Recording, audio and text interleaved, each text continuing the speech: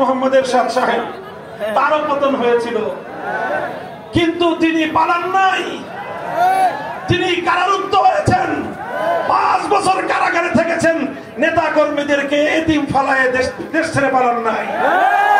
বেগম খালেদা জিয়া মুমূর্ষ অবস্থায় হাসপাতালে শুয়ে মৃত্যুর সঙ্গে পাঞ্জা লড়েছেন, এরপরেও তো নেতা কর্মীদেরকে এতিম বানায় দেশ ছেড়ে পালান নাই। এবার শেখ হাসিনাকে তার সময়ের রাজনীতিবিদ এরশাদ এবং খালেদা জিয়ার সঙ্গে তুলনা করে আওয়ামী লীগের মধ্যে যদি একজন মানুষও বিবেকবান থাকেন, আপনার নেত্রীর ব্যাপারে আপনি সিদ্ধান্ত দিয়ে এই নেত্রীর পিছনে যারা রাজনীতি করেছেন, আপনার রাজনৈতিক জীবনটাই ব্যর্থ। এমন কাপুরুষ, এমন ভীরু, নিজের স্বার্থ ছাড়া কিছুই বুঝে নাই। যেদিন বিদায় নিয়েছে ওই দিন দুপুর বেলায় যারা গণভবনে গিয়েছে, যে দেখে 12 পদের 16টা লাগেজ নিয়ে নিজের বোনটাকে বগলে দাবা করে হেলিকপ্টারে করে নরেন্দ্র মোদীর ঘরে গিয়ে নামছে। একবারও তো হাজার হাজার আওয়ামী লীগের নেতা কর্মীর কথা চিন্তা করে নাই। চিন্তা করছিল ওরা মরে মরুক, আমি আর আমার পোলাপান ভাগি। এইরকম স্বার্থপর একজন মানুষ কোন একটা দেশের প্রধানমন্ত্রী না দূরের কথা, একটা দলের নেত্রী হওয়ার যোগ্যতা রাখে না।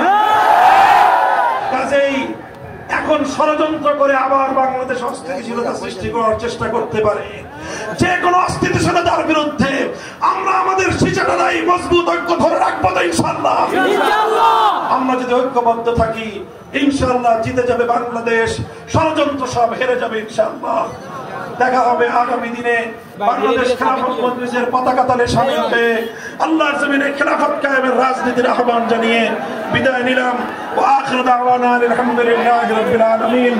বাংলাদেশ জিন্দাবাদ, বাংলাদেশ খেলাফত মজলিস জিন্দাবাদ। নাসরুম মিনাল্লাহি ওয়া ফাতহুন করিম। আসসালামু আলাইকুম ওয়া রাহমাতুল্লাহ।